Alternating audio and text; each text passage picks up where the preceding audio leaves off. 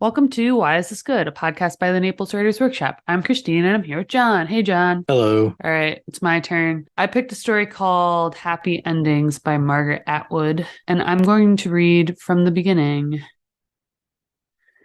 John and Mary meet. What happens next? If you want a happy ending, try A. A. John and Mary fall in love and get married. They both have worthwhile and remunerative jobs, which they find stimulating and challenging. They buy a charming house. Real estate values go up. Eventually, when they can afford live-in help, they have 2 children to whom they are devoted. The children turn out well. John and Mary have a stimulating and challenging sex life and worthwhile friends. They go on fun vacations together. They retire. They both have hobbies, which they find stimulating and challenging. Eventually, they die. This is the end of the story. B.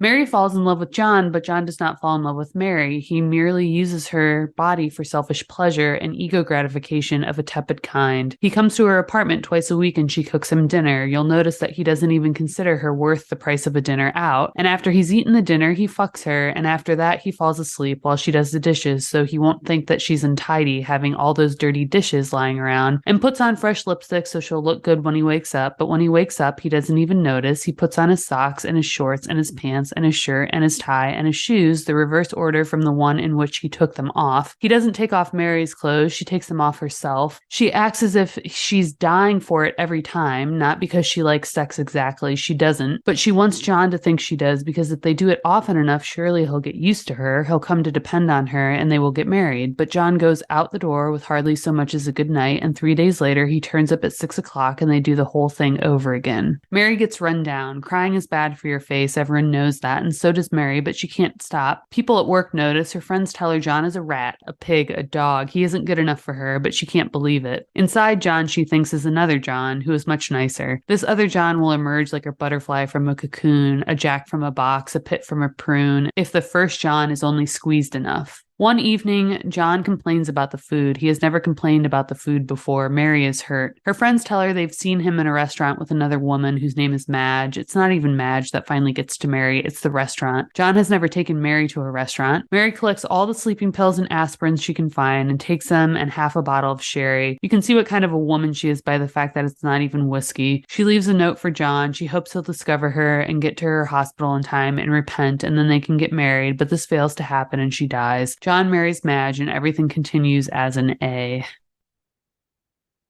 I had read this story before, and I think I found it the same way the first time, just kind of like looking for what are considered some of the best short stories. And I really like the story I shared a couple rounds ago. I forget now if it's even aired yet, but it's the one where the power goes off and the couple's talking about they're sharing secrets in the dark with each other. I just really like stories where that's all it's about, is like 2 people and relationships like this. And this one by Margaret Atwood, I think, does something similar to the cockroach story by, was it Clarice Lispector? Yeah, the 5th story. Yeah, so she does like 5 versions of a telling of killing these cockroaches, and they're kind of told just back to back like this. I think it's even like a similar length. And I like the form of it too. So it continues like that. This story, there's section A, B, C, D, E, and F, and some of them are better and worse than the 2 that I read. I don't know. I liked it. I liked it a lot. And that's kind of why I like the format and the content. And it feels almost like a play on writing. I think there's even a line in there, like all stories being similar this way, where it's like man versus man versus nature. Everything's been told, you know? And so these are just like variations on, like the story we just read is very specific, that Mary has a situationship with a guy named John who's kind of a dick, and she ends up killing herself. But there's versions of that are all the same, right? Someone loving, it's unrequited love in some sense. I think this quote is included on that PDF that you're going to link to, but it's in this book as well. She says, this is from Margaret. It's something that Margaret Atwood said or wrote. She said, "When I wrote Happy Endings, the year was, I think, 1982, and I was writing a number of short fictions then. I did not know what sort of creature it was. It was not a poem, a short story, or a prose poem. It was not quite a condensation, a commentary, a questionnaire, and it missed being a parable, a proverb, a paradox. It was a mutation. Writing it gave me a sense of furtive glee, like scribbling anonymously on a wall with no one looking. This summer, I saw a white frog. It would not have been startling if I didn't know that this species of frog is normally green. This is the way such a mutant literary form unsettles us. We know what is expected in a given arrangement of words. We know what is supposed to come next, and then it doesn't. It was a little disappointing to learn that other people had a name for such aberrations and had already made up rules. And the name is metafiction. I really like that as a description of what this is kind of like she doesn't know what it is. She's just like a kind of exploring something as the writer. It's like, I had this idea and I just went with it and just like followed it where it went and didn't try to conform to anything, just like was like, and I was thinking about this as writers, right? We sit down and we're like, all right, I have an idea for a story. Yeah. Is it a story? I need a character. I need a problem. Like, how does the character solve the problem? We think about story. We think about form. Think about all those things. Like, how is this going to end? Some stories are like all about the ending. I'm going to build up to this amazing ending, and that's what the reader is going to be excited about. And then there's other like ways of coming up with stories where we think about character and how to develop the character. And I think, I don't know this for sure, but it feels like the concept of metafiction, like stories that are about stories and storytelling, in some ways about themselves, and the rise of creative writing programs where people went and started trying to learn how to write stories seem to coincide. There's like a coincidence between the two of them, where the more writing classes, the more creative writing programs that arose, the more metafiction arose, as people didn't know what to write about, so they wrote about storytelling. They wrote stories about stories, and like this falls right into that, and it does it in a really, really cool way. But it makes me wonder, like, who's the audience? Like, there are thousands of writers trying to be writers. You know, I'm definitely an audience for this piece. But would like air conditioner repairman who likes to read short stories on the weekend, what would they think about this story? I don't know. Anyway, just random thoughts. They might think more about the content than the structure, you know? I mean, like, I think what we're wowed by is the structure, but... But there's part of that. There's something like, okay, so the cockroach story, I'd have to reread again, but that's like 5 iterations of something similar, like how they're getting rid of these cockroaches or whatever. I think it's even shorter than this, too. So yeah, it's like 1 page maybe, or like a page in a paragraph. And like this one, I think the form is interesting given the content, which is that, you know, a relationship can go any of these number of ways. Like, it's boring, it goes well, or it goes like horribly. So there's something about the structure where it's like, oh, let's see each of them play out with the same characters, you know? And maybe someone that's reading it and not worried like we are about like, is this metafiction, could still recognize that structure as being part of the story, that this thing can go so many different ways. But I like the part of the quote that you read, and I think this is like maybe jumping to my takeaway, but she found herself like excited writing this, and part of that was because it felt like she said no one was watching. And so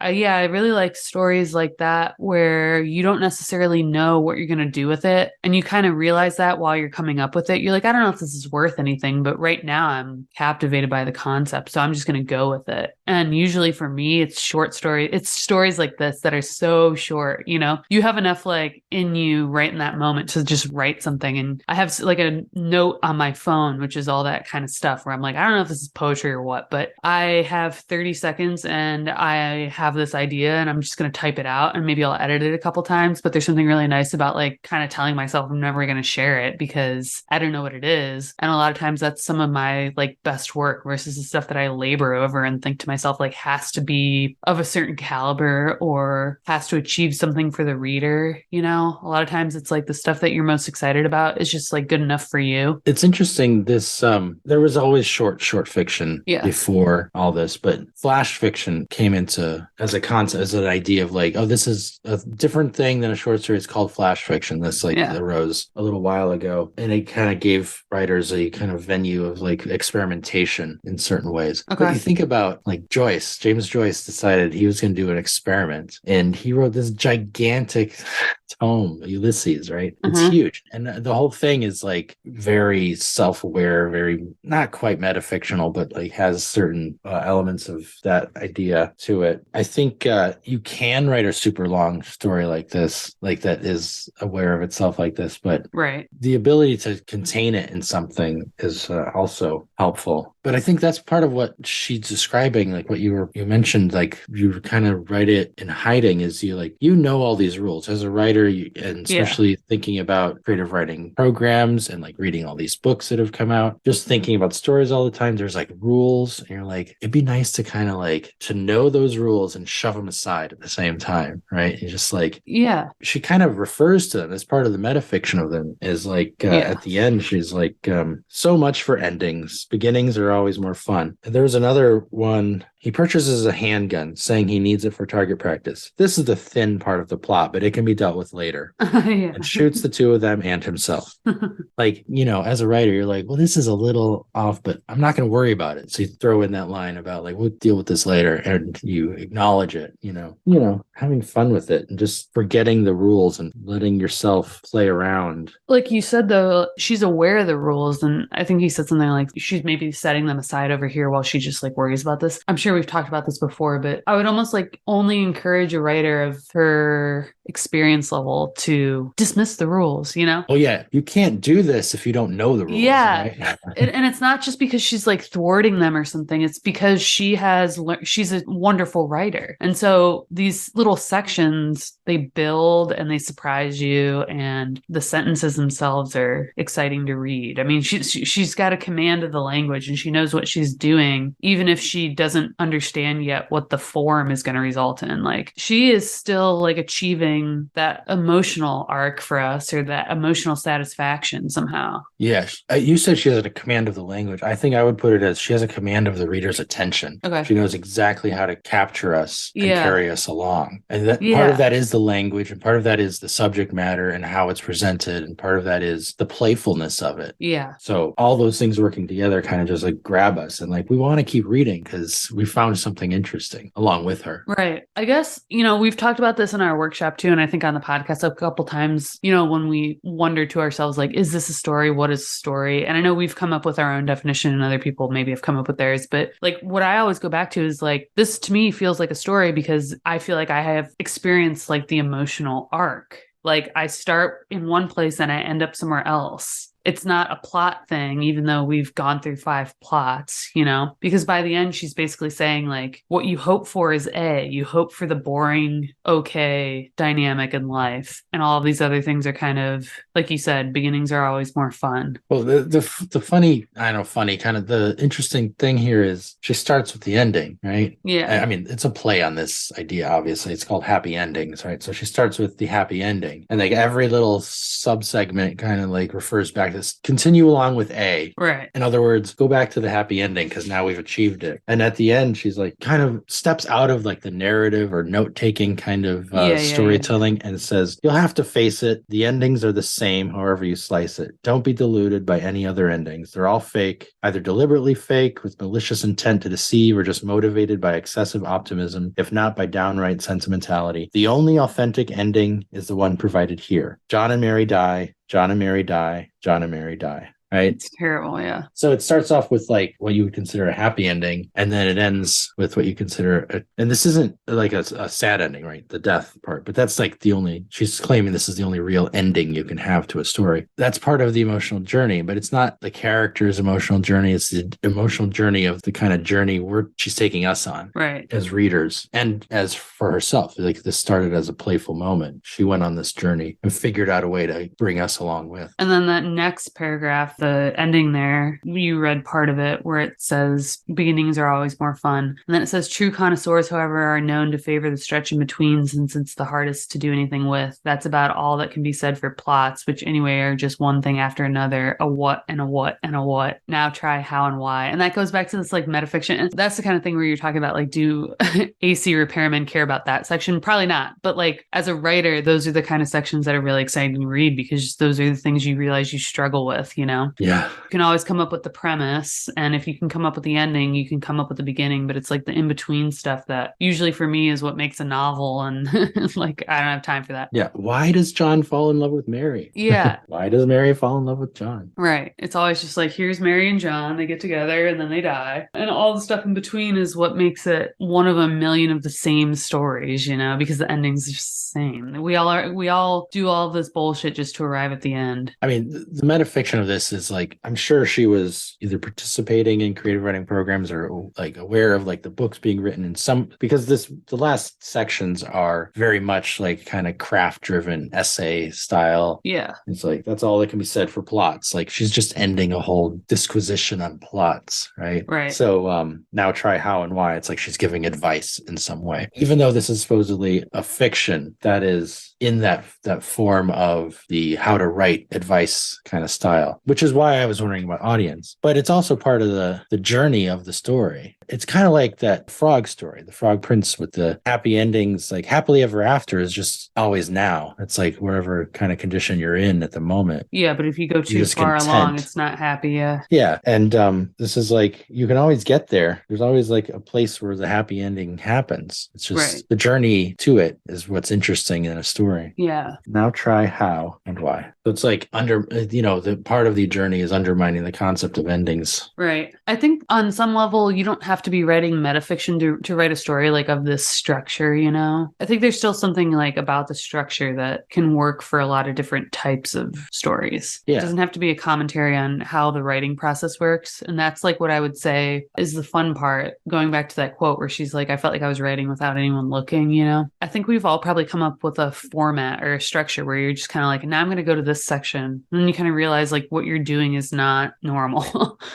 But you don't have to comment on it happening. You know, you could just kind of do it. Yeah. I mean, I feel like my takeaway for this story is going to be along those lines. Is just when you write, just try to forget everything and just try to get into like, just write it. Don't worry about what you're trying to do or trying to conform to something. Just let it come out how it's going to come out. You know, you can worry about that stuff later if you need to. You might discover something cool along the way, like a form that's different than what you expected. Just let things come. Yeah. As a form, you can drape all kinds of different kind of arcs into it if you wanted to. This is like that. I remember when we talked about the Choose Your Own Adventure one, the medical clinic. It's the sci-fi story thing. Yeah. Yeah. And I've made a comment like, I don't think like this is like, it was the perfect form and format to express the frustration of dealing with the medical industry, like waiting in line, not sure about the decisions you're making, whether or not decisions have any effect, if they matter. Dying gruesomely. A lot of those were like, if you want to do this, go here. If you don't want to do that and do something else, you're going to wind up there anyway. But if you want to take the detour,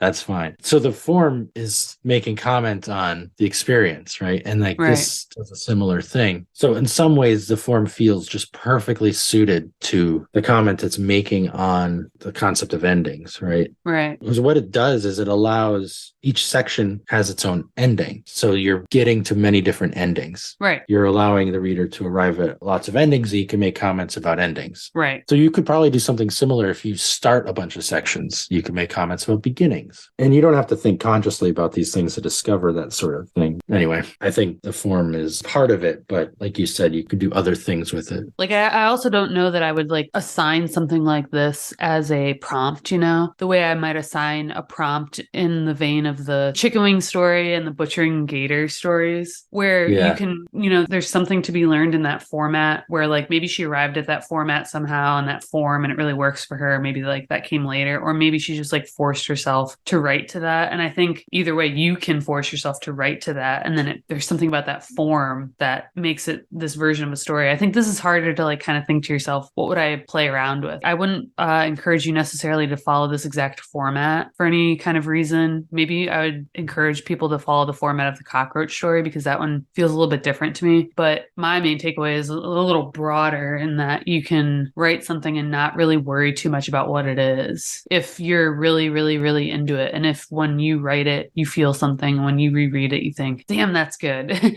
And then maybe you submit it somewhere and people are like, well, what is this? And you're like, doesn't matter. It's beside the point. Like, did you like it? It's like, we used to talk about this in journalism all the time because, journalism's failing miserably. And there was this like emphasis on like, what do readers want? And I was always like, who the hell cares what they want? It's like, you got to eat your vegetables, like this is the news. We didn't make it up. But also when it came to stories in the newspaper that were considered like narrative long form, written more in the way of a short story where it's satisfying that way, I was always like, I don't think readers know what they want until they've read it. And I don't think that they could tell you that they want to read a long form story about, I don't know, a kid with a dying of cancer with a bucket list, or like a transgender teen or whatever. Like, I don't know that they would say like, you know what I really want to read about. But once they've read it, they think, wow, that's good. And I think we can think about format like this the same way. Like, you don't know that you want to write it this way. You don't know that people want to read it this way. But when you've landed on it, I think you can kind of look at it and recognize it as being something really good. If it works, it works, right? Yeah, you don't have to think too much about what did I just do. Yeah, I like that Margaret Atwood wrote the thing where she said she only discovered later that people already had a name for the kind of thing she had done. Exactly. There's something really great about thinking to yourself that you're discovering something and then realizing later you didn't. Like, yeah, sure, that's humbling. But also, if you've come at it that way without the intention of trying to accomplish a certain format, there's probably something like inherently good about the way you've done it. You haven't overthought it. Yeah, it is humbling in that you're like, oh, I guess I'm not as creative as I thought. Yeah. But it's also nice to know that I think it's comforting to know that we're all people. We all are going to arrive at, like, I have ideas for things and I'm like, I can't be the only one who's ever thought of that. It's impossible that I'm the only one who's ever thought of that, because there are billions of people in the world. Right. Just statistically, someone's going to think those thoughts, but you don't have to know it exists in order to discover it for yourself, right? No. And when you're just kind of coming at something organically, like you've gotten a thought and you're kind of running with it, maybe it doesn't turn out into this perfect first draft. And maybe that's when you can go back and look and see, okay, there's people that have tried something like what I was instinctively doing here. And now maybe I'll mold it that way and I'll achieve it. But I would just like encourage people to start with that first instinct and just run with it and worry about what it ends up as later. But if you were discovering something that other people had already discovered, the other good thing about that is that means people will read it. Right. Yeah. You're nailing something. Want it, right? Right. They will recognize it when they see it. They will know what it is. Because if you literally found something brand new to the human experience, people wouldn't know what to do with it when they read it. Right. They would say, I don't know what this is. This is weird. This is not human experience that has ever come before, and I don't want to read it again. Yeah. Also, like, if you're maybe sad that you're not as creative as you thought you were, stumbling upon some new format, you can be comforted by the fact that you're going on the same journey that all the greats were, right? Like, that's your instincts are right. Yeah, absolutely. Yeah, it used to be that writers taught themselves by reading other writers. There were no creative writing programs. There were no like how to write a novel books. Right. It's just you go out, you read all the novels you can, you kind of internalize the format and like what's expected of that kind of writing and reading experience. And then you try to do it yourself and you stumble around and you figure out what works. Right. I think one of the bad effects I think it's great that there's so many creative writing programs. I love the idea that more and more people are trying to write. It's a good thing. But one of the bad things about it is that more people who are trying to write are reading how to write books rather than reading good novels. You spend a week reading the how to write a novel book. You haven't read a novel. Right. And maybe in that you're also kind of like teaching writers how to conform to the current standard versus just come at it organically and come up with the next iteration of all of this. Like, we're just kind of churning, or like we're training writers versus discovering the talent or whatever. Or honing or actualizing like latent or incipient talent. All of this to say that I don't care that the Iowa Writers Workshop rejected me. That's right. Better off. We're better off for it. I don't want to be a rubber stamp. No, I want to develop organically over the next 40 years. Maybe not at all. I'm very happy with this journey for me. All right. Thanks, guys. If you enjoyed this episode, consider joining our Patreon. Your support helps us keep the show running. Find out more at patreon.com/whyisthisgoodpodcast. And for industry news, writing tips, and great short fiction, join our Facebook group at facebook.com/groups/Naples Writers Workshop. You can also subscribe to our monthly newsletter at napleswritersworkshop.com.